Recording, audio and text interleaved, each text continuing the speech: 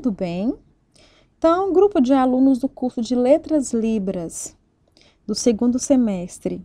Bem, é com grande prazer e felicidade que eu serei professora de vocês com a disciplina Introdução aos Estudos da Tradução. Então, eu aceitei essa responsabilidade de ser a professora de vocês com essa disciplina, por quê? Bem, eu sou professora, tenho uma larga experiência, e uma larga experiência sobre como é este processo de tradução e interpretação, e como eu, enquanto sujeito surdo, atuo enquanto tradutora e intérprete. Então, eu tenho uma vasta experiência de que os surdos eles podem transpor a língua de sinais para o gestuno, tem também os textos que poderão ser transferidos. Então, o intérprete surdo tem N modalidades. Então, aproveitem enquanto eu, professora surda, terei embasamento e experiência para transferir para vocês. Então, vocês irão compreender o processo. Como é a experiência dessa área mundialmente da tradução e interpretação? Então, traduzir e interpretar é um desafio para vocês, alunos do curso de Letras Libras.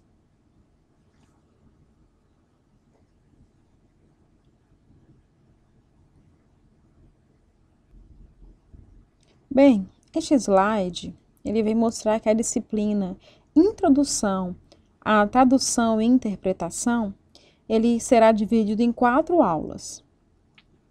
Essas 4 aulas darão por unidades, unidade 1, 2, 3 e 4. Na unidade 1, veremos como vocês irão conhecer de modo geral o processo de tradução e interpretação. Na unidade 2, vocês irão conhecer quais são os tipos de tradução. Unidade 3, vocês conhecerão como se dá a função do tradutor e intérprete, quais são as responsabilidades deste trabalho.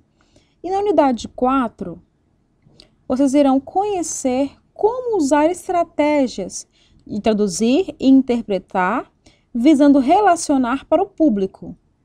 Como usar estratégias de tradução e interpretação.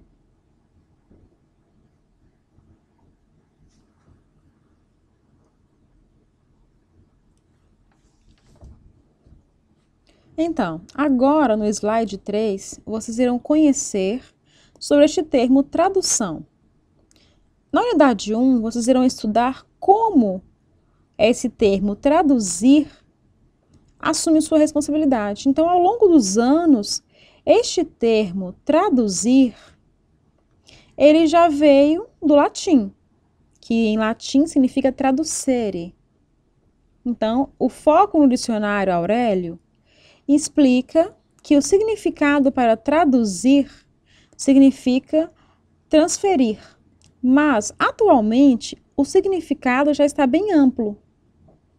Então, originalmente, traduzir vem a ser como se fosse N funções. Podemos dizer que é transpor, dizer que traduzir é trasladar, transladar de uma língua para outra língua, com as suas referências, explicações, representações, os símbolos. Então, traduzir é como sentir em uma língua e transpor para outra. De modo, podemos dizer que metafórico. Então, transferir. Por que transferir? Porque este termo, traduzir, é um verbo. Então, transferir vai ser um substantivo. Então, traduzindo é como se fosse metafórico. É algo parecido sobre como traduzir, transferir. Então, traduzir parece algo mais específico. Então, traduzir envolve um ato linguístico, porque é importante ter um conhecimento aberto. Então, traduzir é ver um código. Então, dentro do texto existem N códigos. Então, traduzir para uma outra língua.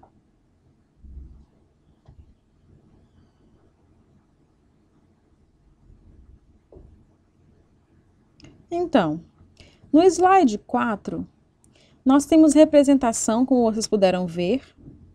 Perceberam que existem bandeiras e tem palavras traduzidas de outra língua. Vejam que tem, por exemplo, a palavra tradução, que é da língua brasileira, nós usamos o termo tradução. Então, no Brasil usa-se tradução. Em outros países, em outras línguas, perceberam que existem várias formas para se dizer tradução? Tem palavras que se diferem e palavras que se assemelham. Então, o termo tradução, ele não é padrão. Então, cada país tem a sua tradução. Percebam no slide 4.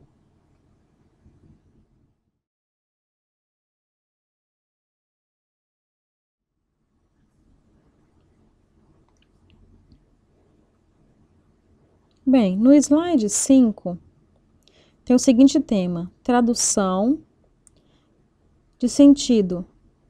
Bem, a palavra translation, próprio da língua do computador, como o site www, HTML, é uma linguagem própria do computador, própria da internet.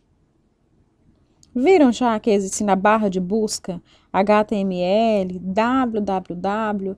Então é obrigatório que existam essas letras HTML, porque vai indicar que dentro já possui um tradutor neste buscador de pesquisa.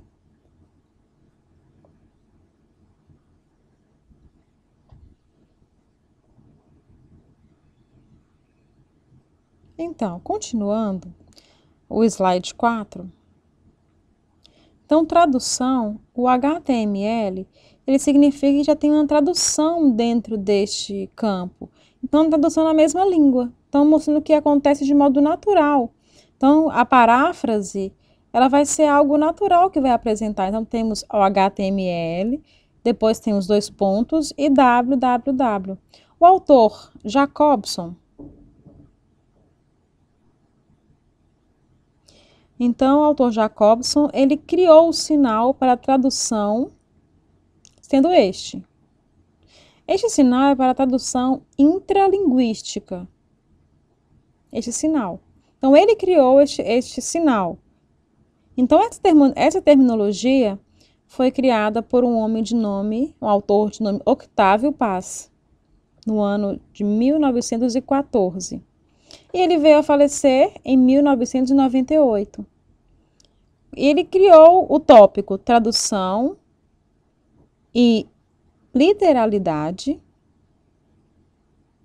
Então, este termo de tradução e literalidade foi muito importante esse tema. Então, é muito importante aprender a falar. Então, aprender a falar, aprender a traduzir. Se, por exemplo, uma criança fizer uma pergunta à sua mãe: mãe, o que significa este termo, essa palavra? Eu não conheço. Perguntará a mãe: eu não conheço tal palavra. O que realmente significa? Então, na realidade, a criança está pedindo à mãe o significado da palavra. E a mãe, de modo bem astuto, irá explicar usando um jeito, um sentido que a criança vai compreender.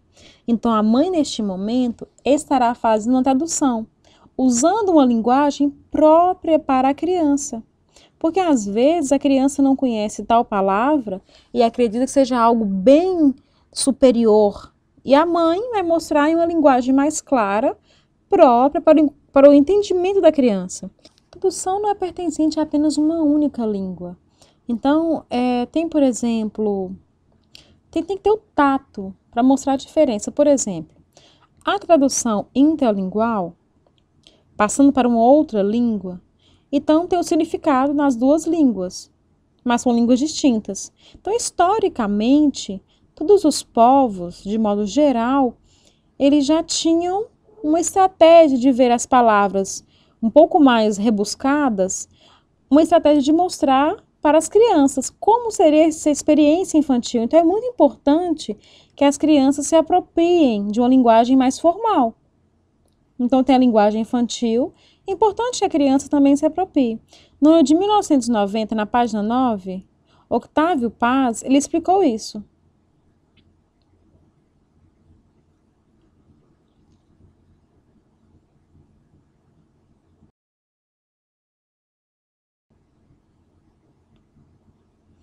No slide 6, vejam a imagem.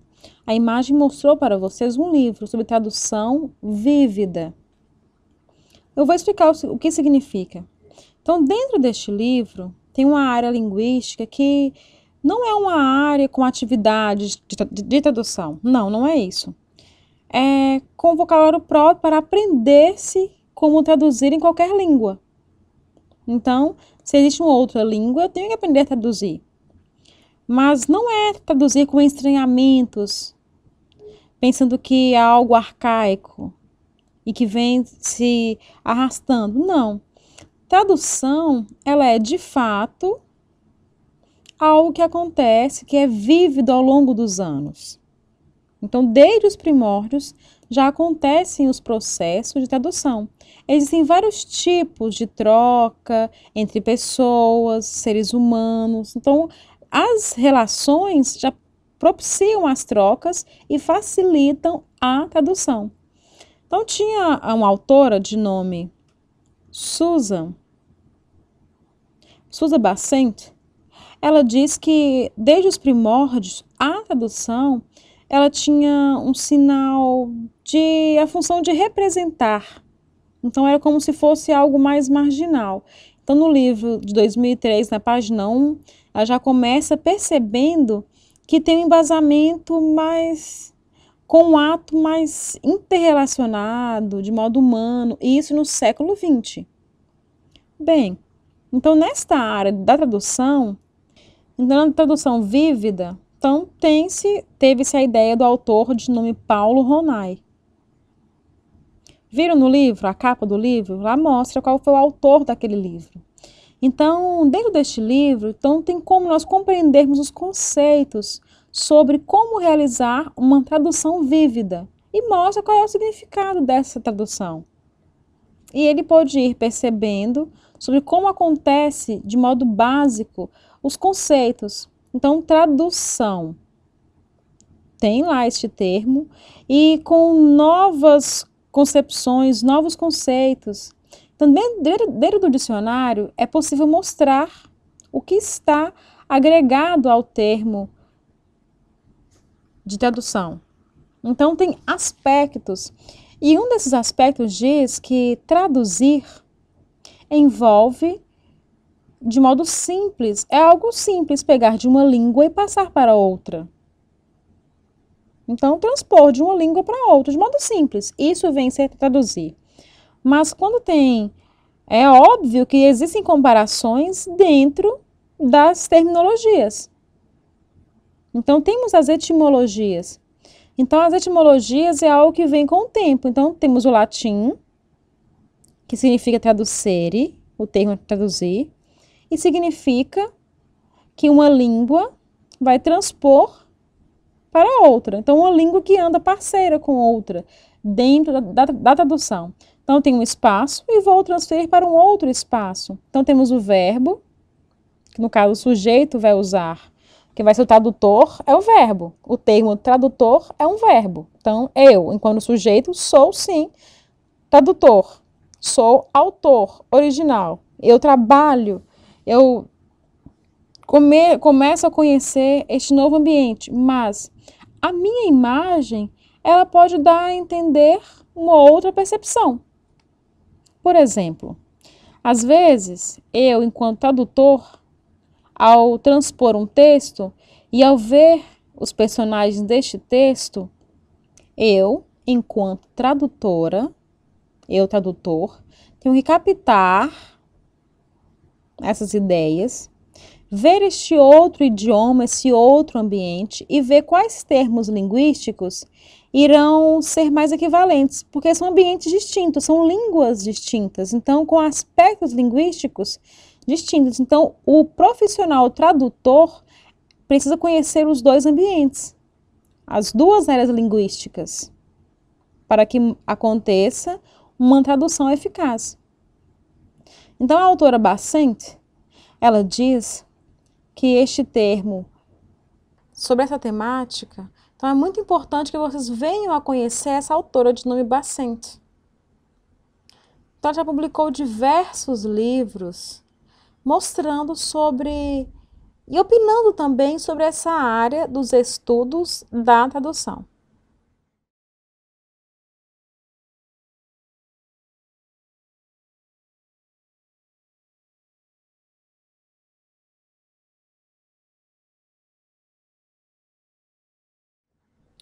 Então, no slide 7, que vocês viram, a tradução naturalizadora, o que vem a ser?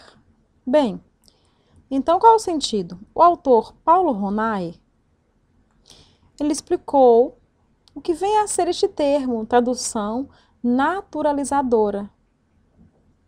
Então, o que significa? Então, significa, enquanto uma pessoa que vê um idioma, seja língua oral ou traduzir um texto, N modalidades, ele vai transpor para um outro ambiente linguístico, fazendo as adaptações necessárias, mostrando a língua, os costumes próprio deste espaço, deste ambiente linguístico. Então, é muito importante captar as características, os pontos exóticos, bem distintos. Então, por exemplo, no Egito, conhecer as 3 pirâmides, ver quais são as características. Então, conhecer esse ambiente vai me facilitar, porque eu vou estar a par da realidade. Então, são informações mais amplas, diversas sobre o tema. Então, eu vou conseguir fazer essa tradução de modo bem fiel. Então, vai ser bem identificadora, porque eu vou me identificar de modo natural com aquele espaço. Então, eu vou estar ligada com aquele espaço e isso vai me ajudar a ler. Eu estou no meu país, vou ler aquele termo e, posteriormente, vou compreender o que significa. Então, nossa responsabilidade é ter cuidado com os termos que nós iremos usar. Então, tem termos, talvez vai ser um termo estranho, ver se é um termo genuíno, ver se é um termo bem diferente, ver se não é algo bem alienígena. Então, a gente tem que ter cuidado com essa tradução, mostrando de modo natural, como se estivéssemos no mesmo espaço. Então, esse tipo de naturalizadora, de modo natural, então é bem melhor. E posteriormente, nós iremos discutir na unidade 2 sobre o que vem a ser a tradução naturalizadora, ok?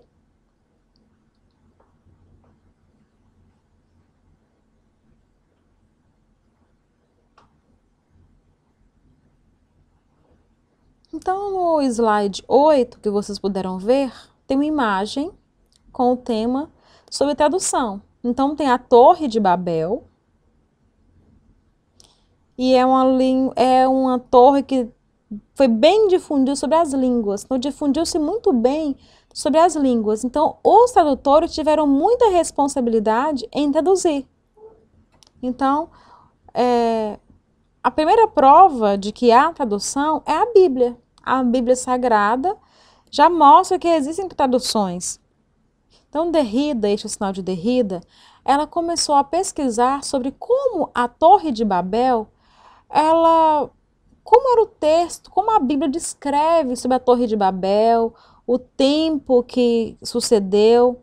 E depois das pesquisas, mostra que Deus, ele confundiu a língua dos homens, separando as pessoas. E aí sim começou o processo de tradução, porque existiam várias línguas, então gerava uma barreira de comunicação. E aí que surgiu o papel do tradutor. Por isso, a Torre de Babel, ela tem uma difusão um pouco confusa quanto às diversas línguas. E a Bíblia, lá em Gênesis, explica sobre essa torre, sobre como as línguas diversas surgiram, como começou esse primeiro momento que os tradutores passaram a entrar em ação.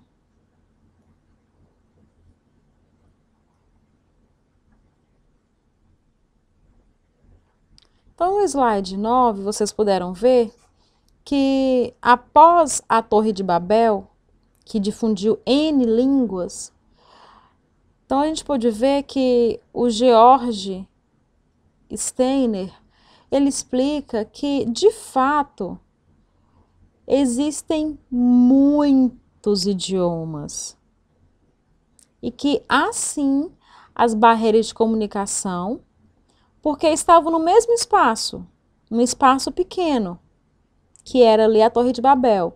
Então, houve muita barreira de comunicação. Então, era algo muito individualista. As pessoas estavam ali de modo individualizado. Então, tinha uma biogenética presente ali. Então, teria também um momento de ser bissocial. Não tinha ninguém que existia, não tinha um ser humano igual. Eram todos distintos. Então, por isso, Babel, que mostrou e confirmou de modo fiel que aquele era o momento onde iriam surgir os primeiros tradutores. Então, já foi publicado desde 2005, no livro de 2005, na página 27, mostrando que o espaço da tradução, ele precisa sim, de modo obrigatório, acontecer, porque os seres humanos, eles falam o tempo inteiro e falam de modo diferente. Então precisa sim ter um tradutor. Também, por que o sujeito tradutor, ele tem que estar vivenciando este espaço? Ele tem que vivenciar essa situação, compreender essa situação, porque pode acontecer variações linguísticas. Por exemplo, temos homem, temos mulher, temos crianças, temos pessoas adultas ou uma comunidade social ali, que são grupos sociais. Então, são grupos distintos. Então, tem o grupo dos ricos, o grupo dos pobres, ou poderíamos ter também pessoas com linguagens gestuais. Então, são N as formas de comunicação. Um outro bom exemplo é que existem diversas variações, mas dentro de uma mesma língua existem variações linguísticas. E as variações são infinitas. Então, por exemplo, a língua portuguesa. Então, a língua de Portugal, que é uma língua lusitânia. Então, a língua de Portugal. Temos ainda o português do Brasil. Mas espera aí, a língua portuguesa lá de Portugal é semelhante à língua brasileira? É igual? Não. Podem sim acontecer palavras semelhantes, mas com um jeito de falar distinto, com um sentimento distinto. Então é muito importante e a gente tem que se policiar enquanto profissional da tradução, faz as comparações do português do Brasil e do português de Portugal, porque ambos são português. Então, qual é o sentido de cada um dos idiomas? Português de Portugal e português aqui do Brasil. É importante comparar, porque às vezes as palavras são iguais, mas com significados distintos. Então, já aconteceu, neste livro que eu citei, no livro que se chama Depois da Torre de Babel, que o autor George Steiner, ele falou que depois da Torre de Babel, então mostra que neste livro que é uma defesa. Então no ano de 2002, então existia uma editora lá de Portugal, de nome Relógio de Água. Então essa editora publicou, então, e traduziu para ajudar as pessoas lá de Portugal, de modo que elas pudessem compreender a língua. E neste momento de tradução aqui no Brasil, ajudou também pessoas a lerem e compreenderem a língua do próprio país. Então, o autor de nome George, no ano de 1929, é uma excelente leitura para vocês. Então, é importante que vocês leiam o livro Depois de Babel.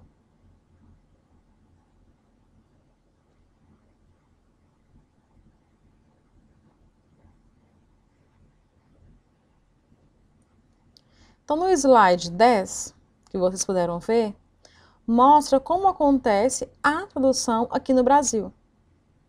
Então, mostrou que existem alguns tradutores que eram de Portugal e difundiu aqui para a nossa língua brasileira. E a tradução da língua brasileira também difundiu para a língua portuguesa, lá de Portugal.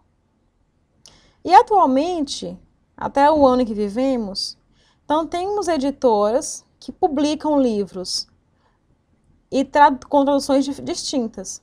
Livros que serão enviados para o Brasil, que é importante difundir, e livros também que serão difundidos em Portugal, porém com idiomas distintos.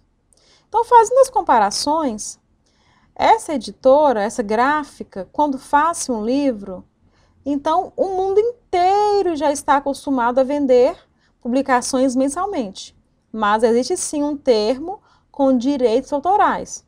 Quando libera esses direitos autorais, cada pessoa dos países, seja Portugal, seja Brasil, é muito importante que coloque lá, nessa tradução, os direitos autorais do livro, mostrando que são traduções de outra língua. E existem N traduções que existem. Tem um autor argentino, de nome Jorge Luiz Borges, ele tem uma gráfica. Então, ele faz edição do livro de Portugal e também do Brasil. Estão provando que há tradutores que usam métodos diferentes. Então, dentro da tradução de uma língua, também é fato que o sentido vai ser diferente. A semiótica vai ser distinta, assim como também o sentido, o modo como se fala aqui no Brasil, o modo como se fala em Portugal. Então, o jeito vai ser distinto. Então, temos ainda um texto.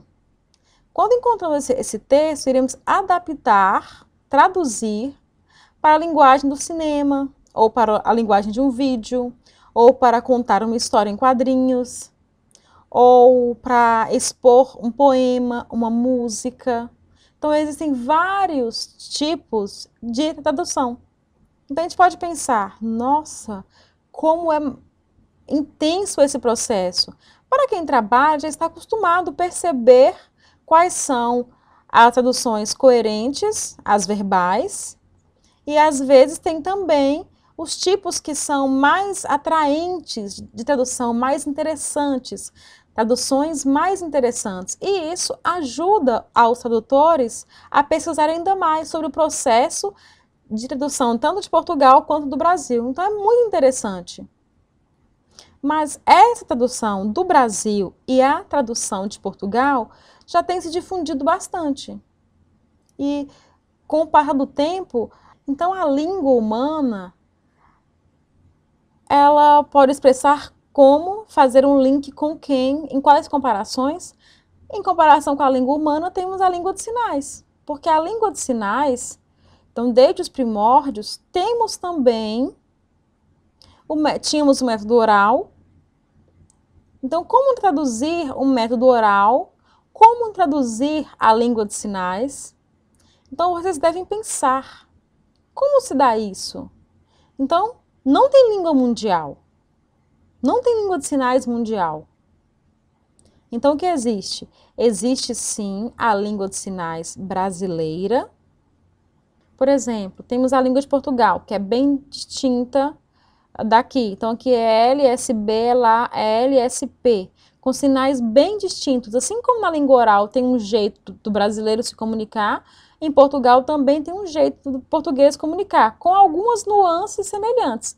Já a língua de sinais é bem distinta.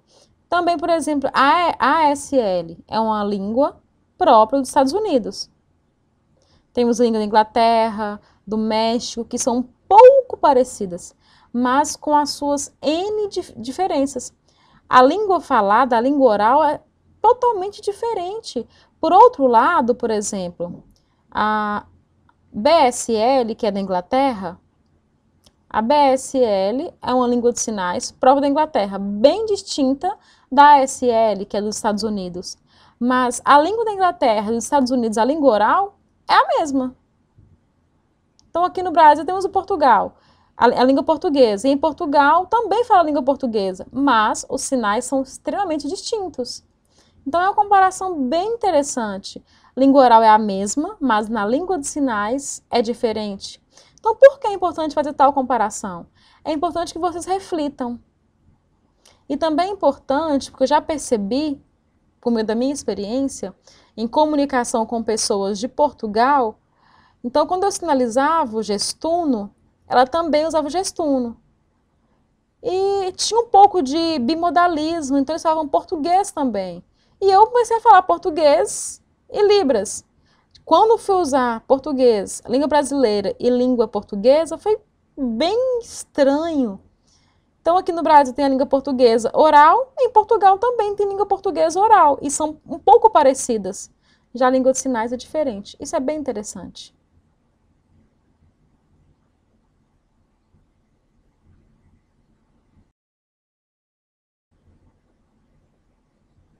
No slide 11, que vocês puderam ver, e aí, a língua de sinais tem tradução? E aí? Bem, eu vou explicar para vocês. Existem variações que eu posso mostrar, por exemplo. Sinal para mãe. É este sinal para mãe. Então, sinal para mãe na língua de sinais. E é um sinal difundido aqui no país. Mãe. Em inglês, mother. Mamã, que é em espanhol. Mama, em espanhol. Na língua de sinais também existem as suas variações. Tentem perceber as variações sobre como existem dentro das línguas as suas diferenças. Então, mundialmente, criou-se os idiomas. Esse idioma, ele vai ser difundido em todo o mundo. As línguas são difundidas no mundo inteiro. Então, isso vai nos ajudar também, de modo prático, a nos comunicar com pessoas, com outros seres humanos. Então, é muito importante difundir, sim, tais idiomas, mesmo que seja de modo básico, de modo simples. Ter uma comunicação simples. Então, a língua, então uma outra língua muito famosa, que tem uma certa mistura, dá para se comunicar, é uma língua de nome Esperanto.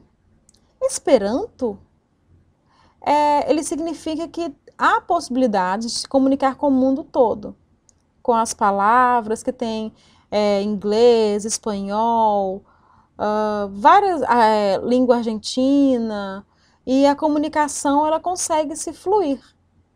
Então não tem preconceito quanto a essa língua universal. Então é importante ter essa comunicação, pegar detalhes, palavras que possibilitem tal comunicação. Por outro lado, a língua de sinais, ela também é possível comunicar com pessoas de outros países. Isso por meio do gestuno. O gestuno, ele foi usado há muito tempo. Esse gestuno, ele começou, esse termo gestuno, por que criou esse termo gestuno? Então, Guevara, que era um italiano, então o gestuno também é de origem italiana, foi a Itália que criou. Porque tinha essa palavra, então tinha palavra, sinal, e hoje? Isso já se desfez. Então, no gestuno, isso já se desfez, não se usa palavra e sinal. Hoje tem sinais internacionais, que é o gestuno, sinal SI. Mas dentro do gestuno não é uma língua com gramática, não existe nada disso. Então, são sinais que são coletados de algumas gramáticas que são possíveis de se comunicar em língua de sinais.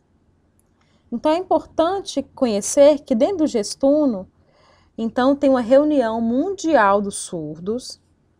Então, faça essa convenção com um discurso com a sociedade, com um torneio de esportes, N atividades que o gestuno propicia essa união de todos os países.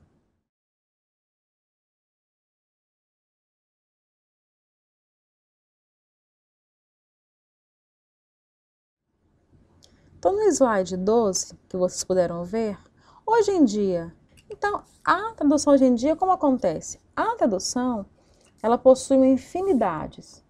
Temos as palavras, temos ainda os sinais, que são bem distintos.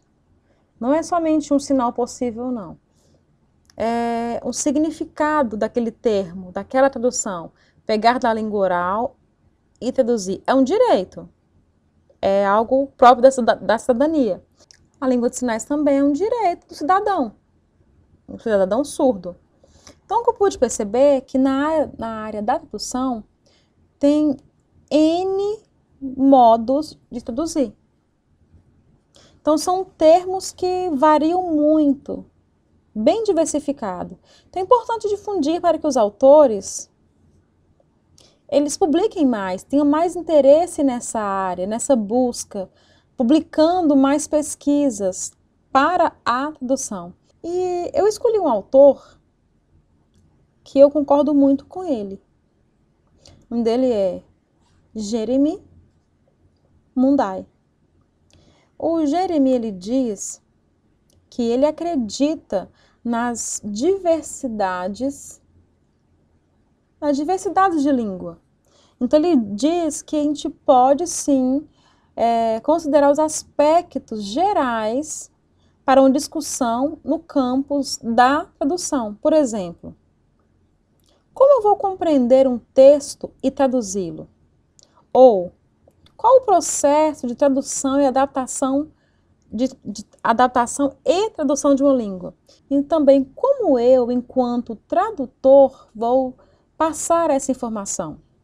Existe uma publicação do ano de 2001, na página 45, muito relevante, que tem toda uma coesão e coerência. É importante que vocês possam pensar e afirmar. Eu consigo encontrar o objetivo da autora Bassent? A Bassent diz que a opinião dela, em suas publicações, é de que a tradução não é somente passar um texto de uma língua para outra. Não é isso. Hoje, atualmente, de modo fidedigno, nós temos que compreender o texto, ver o sentido do texto, ver a língua, a cultura, negociar com os termos do texto para posteriormente eu traduzir este texto de modo que ele fique claro, atinja o seu objetivo de modo lingual, de modo cultural. Então, essa tradução tem que ser clara para quem for ler este texto. Então, é muito importante que o sentido, essa negociação de escolhas lexicais, seja muito coerente. É muito importante que esse processo de negociação com o texto aconteça durante o processo de tradução. Então, Bassem, ela não fala que um termo tem que ser traduzido de modo literal na outra língua, não. Diz sim que um texto deve ser compreendido e depois transposto de modo claro para o outro idioma. Então, por isso que ela afirma no termo tradução, então o termo tradução, ele não fala que é somente pegar de um idioma e passar para outro, de uma língua para outra. Não é isso que diz. O mais importante é respeitar a cultura de cada uma das línguas, é respeitar o significado daquele termo em cada uma das línguas. Então, a minha responsabilidade enquanto tradutor, eu não posso ser fiel àquele termo pensando somente naquela língua-alvo, aquela língua-fonte. Não posso ser assim.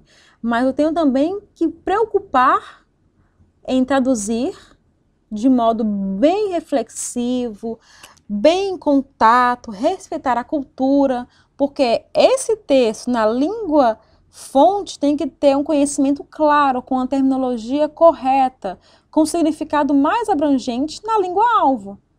E isso no livro de 2007, na página 190, explica que isso é o correto a se fazer. E isso vai nos auxiliar a ampliar nossos conhecimentos. Nós temos que compreender a importância de ver qual é o nosso papel enquanto tradutor, como é o nosso trabalho. Então, tem uma língua, então tenho que pensar em como adaptar tal língua de modo que tem a semiótica. Então, traduzir e perceber a semiótica.